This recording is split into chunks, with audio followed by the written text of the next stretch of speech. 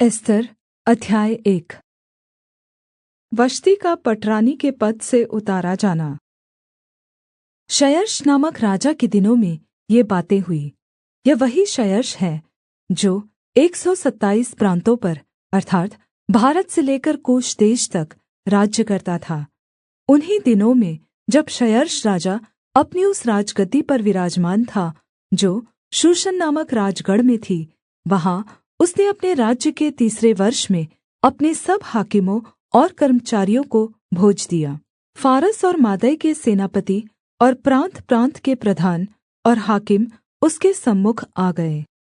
वह उन्हें बहुत दिन वरन् 180 दिन तक अपने राजवैभव का धन और अपने माहात्म्य के अनमोल पदार्थ दिखाता रहा। इतने दिनों के बीतने पर राजा ने क्या छोटे क्या बड़े उन सभी की भी जो शूशन नामक राजगढ़ में इकट्ठा हुए थे राजभवन की बारी के आँगन में 7 दिन तक भोज दिया। वहाँ के पर्दे श्वेत और नीले सूत के थे और सन और बैंगनी रंग की डोरियों से चाँदी के छल्लों में संगमरमर के खम्भों से लगे हुए थे, और वहाँ की चौकियाँ सोने चाँदी की थीं और लाल और श्वेत और पीले और काले संगमरमर के बने हुए फर्श पर धरी हुई थी। उस भोज में राजा के योग्य दाखमधु भिन्न-भिन्न रूप के सोने के पात्रों में डालकर राजा की उदारता से बहुतायत के साथ पिलाया जाता था। पीना तो नियम के अनुसार होता था, किसी को विवश करके नहीं पिलाया जाता था, क्योंकि राजा ने तो अपने भवन के सब भण्डारियों को आज्ञा दी थी कि जो अतिथि जैसा चाहे उसके साथ वैसा ही बर्ताव करना। रानी वष्ति ने भी राजा क्षयर्ष के भवन में स्त्रियों को भोज दिया। 7वें दिन जब राजा का मन दाखमधु में मगन था, तब उसने महुमान, बिजता, हरबोना, बिगता, अबगता, जेतेर और करकस नामक 7 खोजों को, जो क्षयर्ष राजा के सम्मुख सेवा टहल किया करते थे, आज्ञा दी कि रानी वष्ति को राजमुकुट धारण किए हुए राजा के सम्मुख ले आओ, जिससे कि देश-देश के लोगों और हाकिमों पर उसकी सुन्दरता प्रगट हो जाए, क्योंकि वह देखने में सुन्दर थी। खोजों के द्वारा राजा की यह आज्ञा पाकर रानी वष्ति ने आने से इनकार किया। इस पर राजा बड़े क्रोध से जलने लगा। तब राजा ने समय-समय का भेद जानने वाले पंडितों से पूछा। राजा तो नीति और न्याय के सब ज्ञानियों से ऐसा ही किया करता था। उसके पास कर्शना, शेतार, अदमाता, तर्शीश, मेरेस, मर्सना और ममुकान नामक फारस और मादै के 7 प्रधान थे, जो राजा का दर्शन करते और राज्य में मुख्य-मुख्य पदों पर नियुक्त किए गए थे। राजा ने पूछा, रानी वष्ति ने राजा क्षयर्ष की खोजों द्वारा दिलाई हुई आज्ञा का उल्लंघन किया, तो नीति के अनुसार उसके साथ क्या किया जाए? तब ममुकान ने राजा और हाकिमों की उपस्थिति में उत्तर दिया, रानी वष्ति ने जो अनुचित काम किया है, वह न केवल राजा से परन्तु सब हाकिमों से और उन सब देशों के लोगों से भी जो राजा क्षयर्ष के सब प्रान्तों में रहते हैं, क्योंकि रानी के इस काम की चर्चा सब स्त्रियों में होगी। और जब यह कहा जाएगा, राजा क्षयर्ष ने रानी वष्ति को अपने सामने ले आने की आज्ञा दी, परन्तु वह न आई, तब वे भी अपने-अपने पति को तुच्छ जानने लगेंगी। आज के दिन फारस और मादी हाकिमों की स्त्रियाँ जिन्होंने रानी की यह बात सुनी है, तो वे भी राजा के सब हाकिमों से ऐसा ही कहने लगेंगी। इस प्रकार बहुत ही घृणा और क्रोध उत्पन्न होगा। यदि राजा को स्वीकार हो तो यह आज्ञा निकाले और फारसियों और मादियों के कानून में लिखी भी जाए, जिससे कभी बदल न सके, कि रानी वष्ति राजा क्षयर्ष के सम्मुख फिर कभी आने न पाए, और राजा पटरानी का पद किसी दूसरी को दे दे जो उससे अच्छी हो। अतः जब राजा की यह आज्ञा उसके सारे राज्य में सुनाई जाएगी, तब सब पत्नियाँ अपने-अपने पति का चाहे बड़ा हो या छोटा आदरमान करती रहेंगी। यह बात राजा और हाकिमों को पसंद आई, और राजा ने ममुकान की सम्मति मान ली और अपने राज्य में अर्थात् प्रत्येक प्रान्त के अक्षरों में और प्रत्येक जाति की भाषा में चिट्ठियाँ भेजी कि सब पुरुष अपने-अपने घर में अधिकार चलाए और अपनी जाति की भाषा बोला करे। एस्तर अध्याय 2। एस्तर का पटरानी बनाया जाना। इन बातों के बाद जब राजा क्षयर्ष का गुस्सा ठंडा हो गया, तब उसने रानी वष्टी की और जो काम उसने किया था और जो उसके विषय में आज्ञा निकली थी उसकी भी सुधि ली। तब राजा के सेवक जो उसके टहलुए थे कहने लगे, राजा के लिए सुन्दर तथा युवा कुँवारियाँ ढूँढ़ी जाएँ। और राजा ने अपने राज्य के सब प्रान्तों में लोगों को इसलिए नियुक्त किया कि वे सब सुन्दर युवा कुँवारियों को शूशनगढ़ के रणवास में इकट्ठा करें और स्त्रियों के प्रबंधक हेगे को, जो राजा का खोजा था, सौंप दे और शुद्ध करने के योग्य वस्तुएँ उन्हें दी जाएँ। तब उनमें से जो कुँवारी राजा की दृष्टि में उत्तम ठहरे, वह रानी वष्टी के स्थान पर पटरानी बनाई जाए। यह बात राजा को पसंद आई और उसने ऐसा ही किया। शूशनगढ़ में मोर्देकाई नामक एक यहूदी रहता था, जो कीश नाम के एक बिन्यामीनी का परपोता, शिमी का पोता और याईर का पुत्र था। वह उन बन्दियों के साथ यरूशलेम से बँधुआई में गया था, जिन्हें बाबेल का राजा नबूकदनेस्सर यहूदा के राजा यकोन्याह के संग बन्दी बना के ले गया था। उसने हदासा नामक अपनी चचेरी बहन को, जो एस्तर भी कहलाती थी, पाला पोसा था, क्योंकि उसके माता पिता कोई न थे और वह लड़की सुन्दर और रूपवती थी। और जब उसके माता पिता मर गए, तब मोर्देकाई ने उसको अपनी बेटी करके पाला। जब राजा की आज्ञा और नियम सुनाए गए और बहुत सी युवा स्त्रियाँ शूशनगढ़ में हेगे के अधिकार में इकट्ठी की गई, तब एस्तर भी राजभवन में स्त्रियों के प्रबंधक हेगे के अधिकार में सौंपी गई। वह युवती उसकी दृष्टि में अच्छी लगी और वह उससे प्रसन्न हुआ। तब उसने बिना विलम्ब उसे राजभवन में से शुद्ध करने की वस्तुएँ और उसका भोजन और उसके लिए चुनी हुई 7 सहेलियाँ भी दी, और उसको और उसकी सहेलियों को रणवास में सबसे अच्छा रहने का स्थान दिया। एस्तर ने न अपनी जाति बताई थी न अपना कुल, क्योंकि मोर्दकाई ने उसको आज्ञा दी थी कि उसे न बताना। मोर्दकाई तो प्रतिदिन रणवास के आँगन के सामने टहलता था, ताकि जाने कि एस्तर कैसी है और उसके साथ क्या हो रहा है। जब एक-एक कन्या की बारी आई कि वह क्षयर्ष राजा के पास जाए, और यह उस समय हुआ जब उसके साथ स्त्रियों के लिए ठहराए हुए नियम के अनुसार 12 माह तक व्यवहार किया गया था, अर्थात् उनके शुद्ध करने के दिन इस रीति से बीत गए कि 6 माह तक गन्धरस का तेल लगाया जाता था और 6 माह तक सुगन्ध द्रव्य और स्त्रियों के शुद्ध करने का अन्य सामान लगाया जाता था। इस प्रकार से वह कन्या जब राजा के पास जाती थी, तब जो कुछ वह चाहती कि रणवास से राजभवन में ले जाए, वह उसको दिया जाता था। साँझ को तो वह जाती थी और सवेरे को वह लौटकर रणवास के दूसरे घर में जाकर रखैलों के प्रबंधक राजा के खोजे शाशगज के अधिकार में हो जाती थी और राजा के पास फिर नहीं जाती थी। और यदि राजा उससे प्रसन्न हो जाता था, तब वह नाम लेकर बुलाई जाती थी।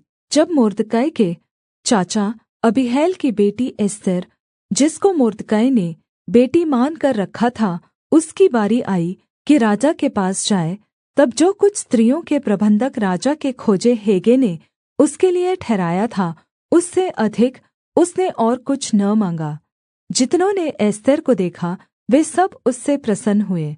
अतः एस्तर राजभवन में राजा क्षयर्ष के पास उसके राज्य के 7वें वर्ष के तेबेत नामक 10वें महीने में पहुँचाई गई। और राजा ने एस्तर को और सब स्त्रियों से अधिक प्यार किया और अन्य सब कुँवारियों से अधिक उसके अनुग्रह और कृपा की दृष्टि उसी पर हुई।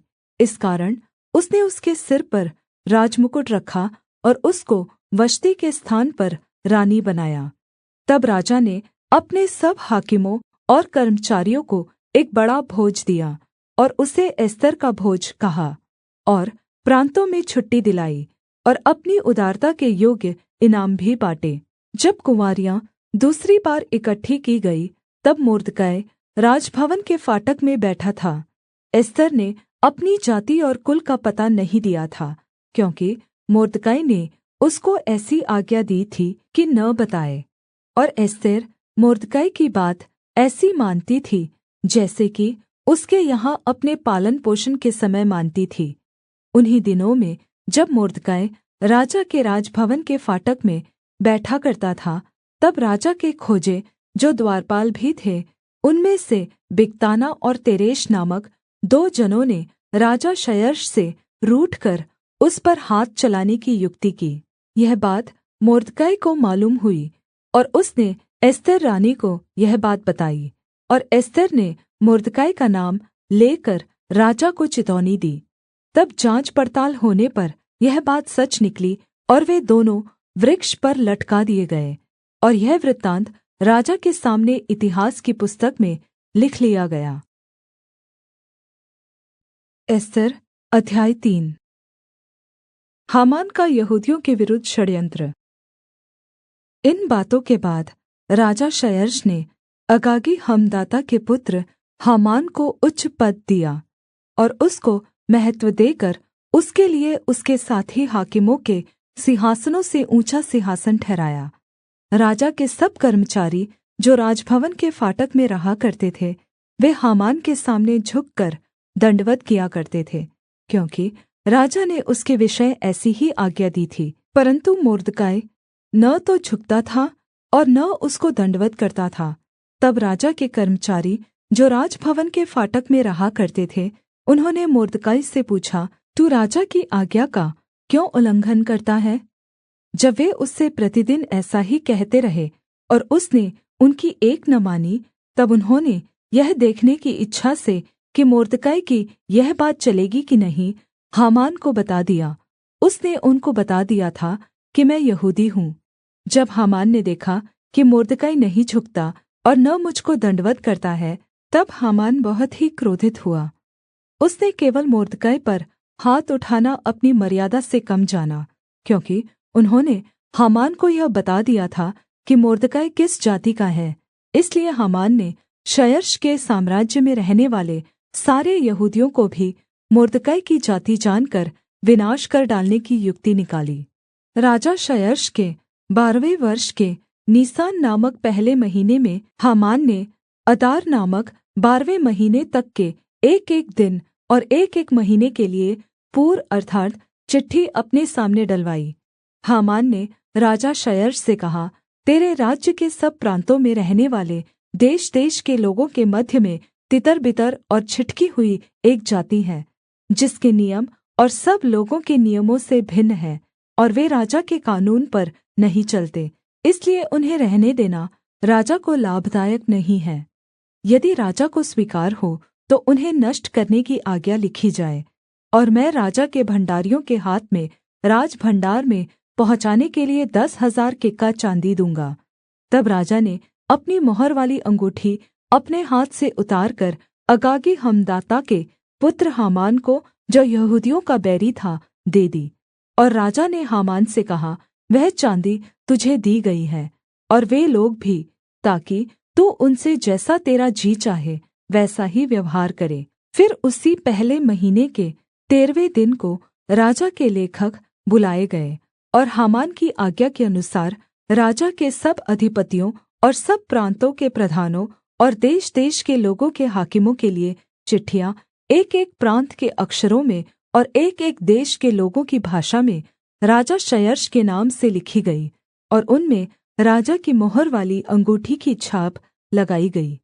राज्य के सब प्रान्तों में इस आशय की चिट्ठियाँ हर डाकियों के द्वारा भेजी गई कि एक ही दिन में, अर्थात् अदार नामक 12वें महीने के 13वें दिन को, क्या जवान क्या बूढ़ा, क्या स्त्री क्या बालक, सब यहूदी घात और नाश किए जाएँ और उनकी धन सम्पत्ति लूट ली जाए। उस आज्ञा के लेख की नकलें सब प्रान्तों में खुली हुई भेजी गई कि सब देशों के लोग उस दिन के लिए तैयार हो जाएँ। यह आज्ञा शूशनगढ़ में दी गई, और डाकिये राजा की आज्ञा से तुरन्त निकल गए। राजा और हामान तो दाखमधु पीने बैठ गए, परन्तु शूशन नगर में घबराहट फैल गई। एस्तर अध्याय 4। एस्तर के द्वारा यहूदियों की मदद। जब मोर्दकै ने जान लिया कि क्या-क्या किया गया है, तब मोर्दकै वस्त्र फाड़, टाट पहन, राख डालकर नगर के मध्य जाकर ऊँचे और दुःख भरे शब्द से चिल्लाने लगा। और वह राजभवन के फाटक के सामने पहुँचा, परन्तु टाट पहने हुए राजभवन के फाटक के भीतर तो किसी के जाने की आज्ञा न थी। एक-एक प्रान्त में जहाँ-जहाँ राजा की आज्ञा और नियम पहुँचा, वहाँ-वहाँ यहूदी बड़ा विलाप करने और उपवास करने और रोने-पीटने लगे, वरन् बहुत से टाट पहने और राख डाले हुए पड़े रहे। एस्तर रानी की सहेलियों और खोजों ने जाकर उसको बता दिया। तब रानी शोक से भर गई और मोर्दकै के पास वस्त्र भेजकर यह कहलाया कि टाट उतारकर इन्हें पहन ले, परन्तु उसने उन्हें न लिया। तब एस्तर ने राजा के खोजों में से हताक को, जिसे राजा ने उसके पास रहने को ठहराया था, बुलवाकर आज्ञा दी कि मोर्दकै के पास जाकर मालूम कर ले कि क्या बात है और इसका क्या कारण है। तब हताक नगर के उस चौक में जो राजभवन के फाटक के सामने था, मोर्दकै के पास निकल गया। मोर्दकै ने उसको सब कुछ बता दिया कि मेरे ऊपर क्या-क्या बीता है, और हामान ने यहूदियों के नाश करने की अनुमति पाने के लिए राजभण्डार में कितनी चाँदी भर देने का वचन दिया है, यह भी ठीक-ठीक बता दिया। फिर यहूदियों को विनाश करने की जो आज्ञा शूशन में दी गई थी, उसकी एक नकल भी उसने हताक के हाथ में एस्तर को दिखाने के लिए दी, और उसे सब हाल बताने और यह आज्ञा देने को कहा कि भीतर राजा के पास जाकर अपने लोगों के लिए गिड़गिड़ाकर विनती करे।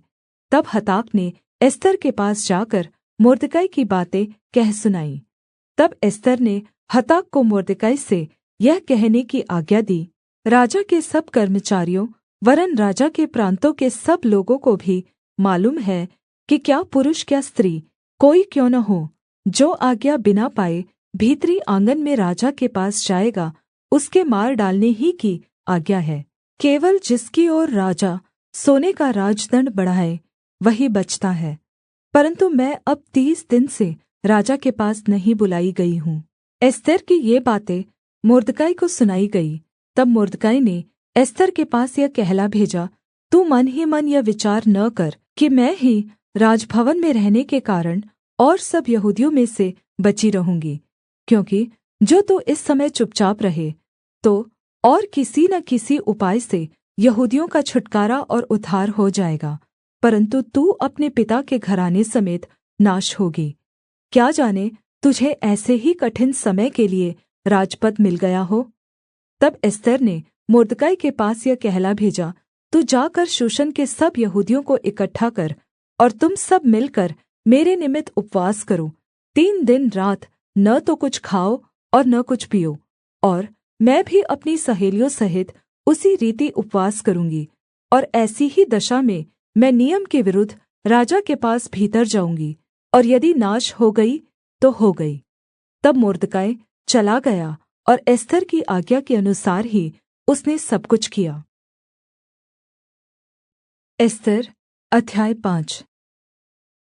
एस्तर की दावत।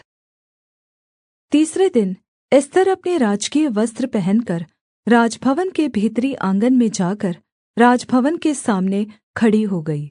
राजा तो राजभवन में राजगद्दी पर भवन के द्वार के सामने विराजमान था। और जब राजा ने एस्तर रानी को आँगन में खड़ी हुई देखा, तब उससे प्रसन्न होकर सोने का राजदण्ड जो उसके हाथ में था उसकी ओर बढ़ाया। तब एस्तर ने निकट जाकर राजदण्ड की नोक छुई। तब राजा ने उससे पूछा, हे एस्तर रानी, तुझे क्या चाहिए और तू क्या माँगती है? माँग और तुझे आधा राज्य तक दिया जाएगा। एस्तर ने कहा, यदि राजा को स्वीकार हो तो आज हामान को साथ लेकर उस भोज में आए जो मैंने राजा के लिए तैयार किया है। तब राजा ने आज्ञा दी, हामान को तुरन्त ले आओ कि एस्तर का निमंत्रण ग्रहण किया जाए। अतः राजा और हामान एस्तर के तैयार किए हुए भोज में आए। भोज के समय जब दाखमधु पिया जाता था, तब राजा ने एस्तर से कहा, तेरा क्या निवेदन है वह पूरा किया जाएगा, और तू क्या माँगती है? माँग और आधा राज्य तक तुझे दिया जाएगा। एस्तर ने उत्तर दिया, मेरा निवेदन और जो मैं माँगती हूँ वह यह है कि यदि राजा मुझ पर प्रसन्न है और मेरा निवेदन सुनना, और जो वरदान मैं माँगूँ वही देना राजा को स्वीकार हो, तो राजा और हामान कल उस भोज में आए जिसे मैं उनके लिए करूँगी, और कल मैं राजा के इस वचन के अनुसार करूँगी। उस दिन हामान आनन्दित और मन में प्रसन्न होकर बाहर गया। परन्तु जब उसने मुर्दकाई को राजभवन के फाटक में देखा कि वह उसके सामने न तो खड़ा हुआ और न हटा, तब वह मुर्दकाई के विरुद्ध क्रोध से भर गया। तो भी वह अपने को रोककर अपने घर गया और अपने मित्रों और अपनी स्त्री जेरेश को बुलवा भेजा। तब हामान ने उनसे अपने धन का वैभव और अपने बाल बच्चों की बढ़ती, और राजा ने उसको कैसे-कैसे बढ़ाया और सब हाकिमों और अपने सब कर्मचारियों से ऊँचा पद दिया था, इन सब का वर्णन किया। हामान ने यह भी कहा, एस्तर रानी ने भी मुझे छोड़ और किसी को राजा के संग अपने किए हुए भोज में आने न दिया, और कल के लिए भी राजा के संग उसने मुझी को नेवता दिया है। तो भी जब जब मुझे वह यहूदी मुर्दकाई राजभवन के फाटक में बैठा हुआ दिखाई पड़ता है, तब तब यह सब मेरी दृष्टि में व्यर्थ लगता है। उसकी पत्नी जेरेश और उसके सब मित्रों ने उससे कहा, 50 हाथ ऊँचा फांसी का एक खम्भा बनाया जाए, और सवेरे को राजा से कहना कि उस पर मुर्दकाई लटका दिया जाए। तब राजा के संग आनन्द से भोज में जाना। इस बात से प्रसन्न होकर हामान ने वैसा ही फांसी का एक खम्भा बनवाया। एस्तर अध्याय 6। राजा के द्वारा मुर्दकाई का सम्मान। उस रात राजा को नींद नहीं आई, इसलिए उसकी आज्ञा से इतिहास की पुस्तक लाई गई और पढ़कर राजा को सुनाई गई।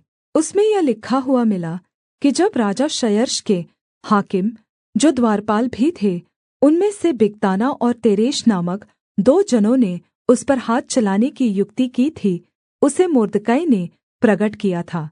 तब राजा ने पूछा, इसके बदले मुर्दकाई की क्या प्रतिष्ठा और बड़ाई की गई? राजा के जो सेवक उसकी सेवा टहल कर रहे थे, उन्होंने उसको उत्तर दिया, उसके लिए कुछ भी नहीं किया गया। राजा ने पूछा, आँगन में कौन है?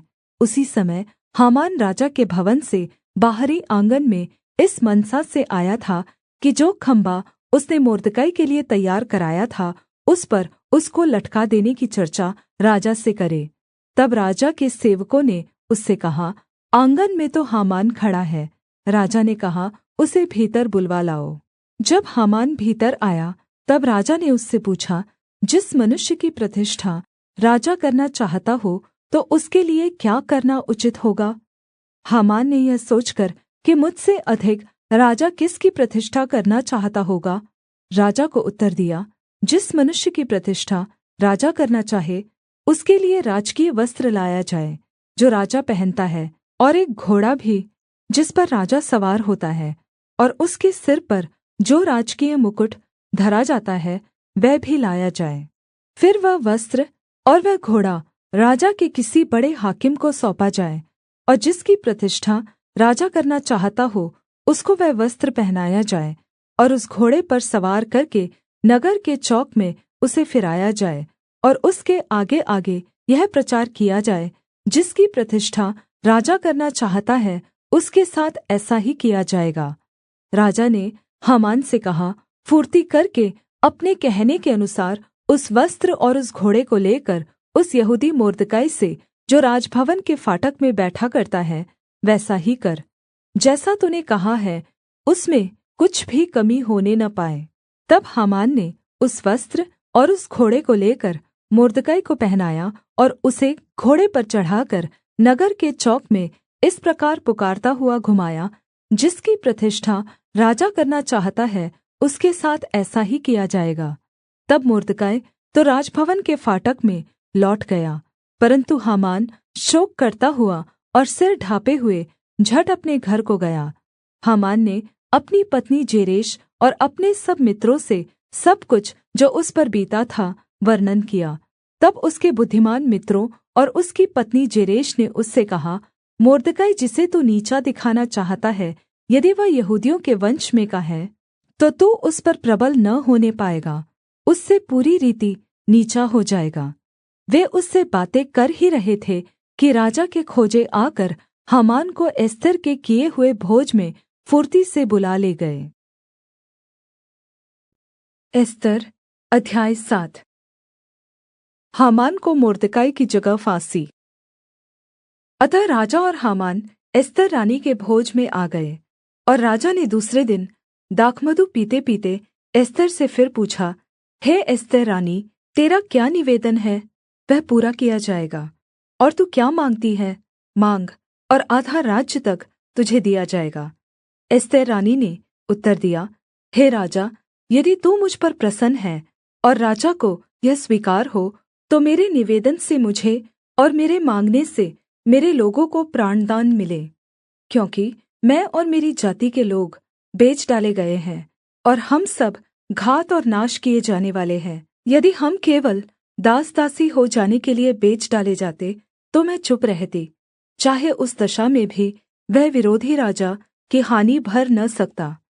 तब राजा क्षयर्ष ने एस्तर रानी से पूछा, वह कौन है और कहाँ है जिसने ऐसा करने की मनसा की है? एस्तर ने उत्तर दिया, वह विरोधी और शत्रु यही दुष्ट हामान है। तब हामान राजा रानी के सामने भयभीत हो गया। राजा क्रोध से भरकर दाखमधु पीने से उठकर राजभवन की बारी में निकल गया, और हामान यह देखकर कि राजा ने मेरी हानि ठानी होगी, एस्तर रानी से प्राणदान मांगने को खड़ा हुआ। जब राजा राजभवन की बारी से दाखमधु पीने के स्थान में लौट आया, तब क्या देखा कि हामान उसी चौकी पर जिस पर एस्तर बैठी है झुक रहा है। और राजा ने कहा, क्या यह घर ही में मेरे सामने ही रानी से बरबस करना चाहता है? राजा के मुँह से यह वचन निकला ही था कि सेवकों ने हामान का मुँह ढाँप दिया। तब राजा के सामने उपस्थित रहने वाले खोजों में से हरबोना नाम एक ने राजा से कहा, हामान के यहाँ 50 हाथ ऊँचा फांसी का एक खम्भा खड़ा है, जो उसने मोर्दकाई के लिए बनवाया है, जिसने राजा के हित की बात कही थी। राजा ने कहा, उसको उसी पर लटका दो। तब हामान उसी खम्भे पर जो उसने मोर्दकाई के लिए तैयार कराया था लटका दिया गया। इस पर राजा का गुस्सा ठंडा हो गया। एस्तर अध्याय 8। एस्तर के द्वारा यहूदियों की विजय। उसी दिन राजा क्षयर्ष ने यहूदियों के विरोधी हामान का घर-बार एस्तर रानी को दे दिया। मोर्दकै राजा के सामने आया, क्योंकि एस्तर ने राजा को बताया था कि उससे उसका क्या नाता था। तब राजा ने अपनी वह मुहर वाली अंगूठी जो उसने हामान से ले ली थी उतारकर मोर्दकै को दे दी। एस्तर ने मोर्दकै को हामान के घरबार पर अधिकारी नियुक्त कर दिया। फिर एस्तर दूसरी बार राजा से बोली, और उसके पाँव पर गिर आँसू बहा बहाकर उससे गिड़गिड़ाकर विनती की कि अगागी हामान की बुराई और यहूदियों की हानि की उसकी युक्ति निष्फल की जाए। तब राजा ने एस्तर की ओर सोने का राजदण्ड बढ़ाया। तब एस्तर उठकर राजा के सामने खड़ी हुई और कहने लगी, यदि राजा को स्वीकार हो और वह मुझसे प्रसन्न है और यह बात उसको ठीक जान पड़े और मैं भी उसको अच्छी लगती हूँ, तो जो चिट्ठियाँ हमदाता अगागी के पुत्र हामान ने राजा के सब प्रान्तों के यहूदियों को नाश करने की युक्ति करके लिखाई थी, उनको पलटने के लिए लिखा जाए, क्योंकि मैं अपनी जाति के लोगों पर पड़ने वाली उस विपत्ति को किस रीति से देख सकूँगी, और मैं अपने भाइयों के विनाश को कैसे देख सकूँगी। तब राजा क्षयर्ष ने एस्तर रानी से और मोर्दकाई यहूदी से कहा, मैं हामान का घर-बार तो एस्तर को दे चुका हूँ, और वह फांसी के खम्भे पर लटका दिया गया है, इसलिए कि उसने यहूदियों पर हाथ उठाया था। अतः तुम अपनी समझ के अनुसार राजा के नाम से यहूदियों के नाम पर लिखो, और राजा की मुहर वाली अंगूठी की छाप भी लगाओ, क्योंकि जो चिट्ठी राजा के नाम से लिखी जाए और उस पर उसकी अंगूठी की छाप लगाई जाए, उसको कोई भी पलट नहीं सकता। उसी समय अर्थात् सीवान नामक तीसरे महीने के 23वें दिन को राजा के लेखक बुलवाए गए, और जिस बात की आज्ञा मोर्दकै ने उन्हें दी थी, उसे यहूदियों और अधिपतियों और भारत से लेकर कूश तक जो 127 प्रान्त हैं, उन सभी के अधिपतियों और हाकिमों को एक-एक प्रान्त के अक्षरों में और एक-एक देश के लोगों की भाषा में, और यहूदियों को उनके अक्षरों और भाषा में लिखी गई। मुर्दकई ने राजा क्षयर्ष के नाम से चिट्ठियाँ लिखाकर और उन पर राजा की मुहर वाली अंगूठी की छाप लगाकर वेग चलने वाले सरकारी घोड़ों, खच्चरों और सांडनियों पर सवार हरकारों के हाथ भेज दी। इन चिट्ठियों में सब नगरों के यहूदियों को राजा की ओर से अनुमति दी गई कि वे इकट्ठे हो और अपना-अपना प्राण बचाने के लिए तैयार होकर जिस जाति या प्रान्त के लोग अन्याय करके उनको या उनकी स्त्रियों और बाल बच्चों को दुःख देना चाहे, उनको घात और नाश करे और उनकी धन सम्पत्ति लूट ले। और यह राजा क्षयर्ष के सब प्रान्तों में एक ही दिन में किया जाए, अर्थात् अदार नामक 12वें महीने के 13वें दिन को। इस आज्ञा के लेख की नकलें समस्त प्रान्तों में सब देशों के लोगों के पास खुली हुई भेजी गई, ताकि यहूदी उस दिन अपने शत्रुओं से पलटा लेने को तैयार रहे। अतः हरकारे वेग चलने वाले सरकारी घोड़ों पर सवार होकर राजा की आज्ञा से फुर्ती करके जल्दी चले गए, और यह आज्ञा शूशन राजगढ़ में दी गई थी। तब मोर्दकै नीले और श्वेत रंग के राजकीय वस्त्र पहने और सिर पर सोने का बड़ा मुकुट धरे हुए और सूक्ष्म सन और बैंगनी रंग का बागा पहने हुए राजा के सम्मुख से निकला। और शूशन नगर के लोग आनन्द के मारे ललकार उठे, और यहूदियों को आनन्द और हर्ष हुआ, और उनकी बड़ी प्रतिष्ठा हुई। और जिस-जिस प्रान्त और जिस-जिस नगर में जहाँ कहीं राजा की आज्ञा और नियम पहुँचे, वहाँ-वहाँ यहूदियों को आनन्द और हर्ष हुआ, और उन्होंने भोज करके उस दिन को खुशी का दिन माना। और उस देश के लोगों में से बहुत लोग यहूदी बन गए, क्योंकि उनके मन में यहूदियों का डर समा गया था। एस्तेर अध्याय 9। पूरीम नाम पर्व का ठहराया जाना। अदार नामक 12वें महीने के 13वें दिन को, जिस दिन राजा की आज्ञा और नियम पूरे होने को थे और यहूदियों के शत्रु उन पर प्रबल होने की आशा रखते थे, परन्तु इसके विपरीत यहूदी अपने बैरियों पर प्रबल हुए, उस दिन यहूदी लोग राजा क्षयर्ष के सब प्रान्तों में अपने-अपने नगर में इकट्ठे हुए कि जो उनकी हानि करने का यत्न करे उन पर हाथ चलाए। कोई उनका सामना न कर सका, क्योंकि उनका भय देश-देश के सब लोगों के मन में समा गया था। वरन् प्रान्तों के सब हाकिमों और अधिपतियों और प्रधानों और राजा के कर्मचारियों ने यहूदियों की सहायता की, क्योंकि उनके मन में मुर्दकै का भय समा गया था। मुर्दकै तो राजा के यहाँ बहुत प्रतिष्ठित था, और उसकी कीर्ति सब प्रान्तों में फैल गई, वरन् उस पुरुष मुर्दकै की महिमा बढ़ती चली गई। अतः यहूदियों ने अपने सब शत्रुओं को तलवार से मारकर और घात करके नाश कर डाला, और अपने बैरियों से अपनी इच्छा के अनुसार बर्ताव किया। शूशन राजगढ़ में यहूदियों ने 500 मनुष्यों को घात करके नाश किया। उन्होंने परशनदाता, दलपोन, अस्पाता, पोराता, अदल्या, अरीदाता, परमशता, अरीसै, अरीदै और वैजाता अर्थात् हमदत्ता के पुत्र यहूदियों के विरोधी हामान के 10 पुत्रों को भी घात किया, परन्तु उनके धन को न लूटा। उसी दिन शूशन राजगढ़ में घात किए हुओं की गिनती राजा को सुनाई गई। तब राजा ने एस्तेर रानी से कहा, यहूदियों ने शूशन राजगढ़ ही में 500 मनुष्यों और हामान के 10 पुत्रों को भी घात करके नाश किया है। फिर राज्य के अन्य प्रान्तों में उन्होंने न जाने क्या-क्या किया होगा। अब इससे अधिक तेरा निवेदन क्या है, वह भी पूरा किया जाएगा, और तू क्या माँगती है, वह भी तुझे दिया जाएगा। एस्तेर ने कहा, यदि राजा को स्वीकार हो तो शूशन के यहूदियों को आज के समान कल भी करने की आज्ञा दी जाए, और हामान के 10 पुत्र फांसी के खम्भों पर लटकाए जाएँ। राजा ने आज्ञा दी, ऐसा किया जाए। यह आज्ञा शूशन में दी गई, और हामान के 10 पुत्र लटकाए गए।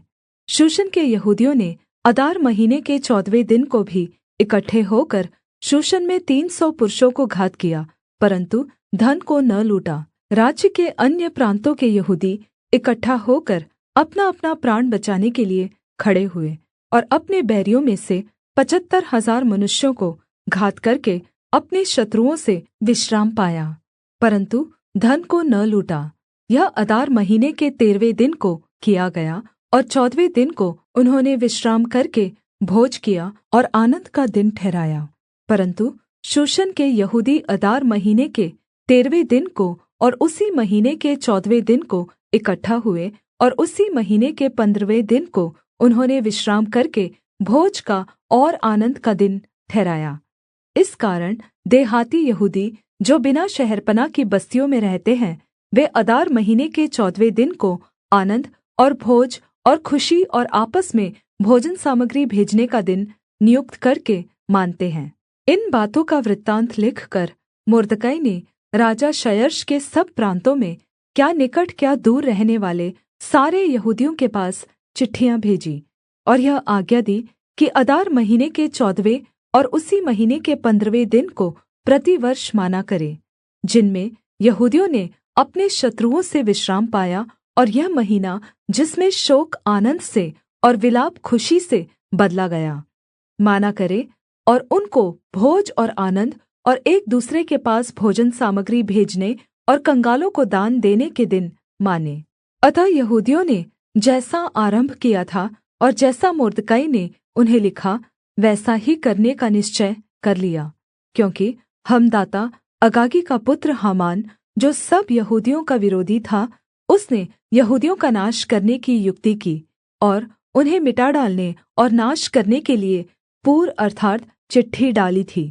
परन्तु जब राजा ने यह जान लिया, तब उसने आज्ञा दी और लिखवाई कि जो दुष्ट युक्ति हामान ने यहूदियों के विरुद्ध की थी, वह उसी के सिर पर पलट आए। तब वह और उसके पुत्र फांसी के खम्भों पर लटकाए गए।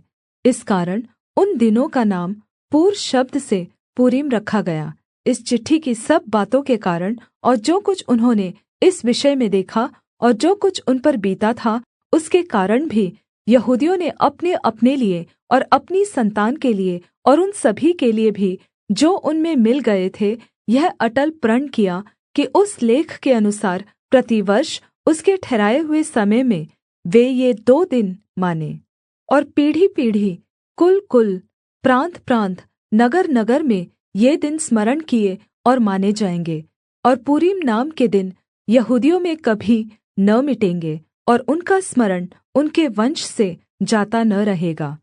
फिर अबीहैल की बेटी एस्तेर रानी और मुर्दकै यहूदी ने पूरीम के विषय यह दूसरी चिट्ठी बड़े अधिकार के साथ लिखी।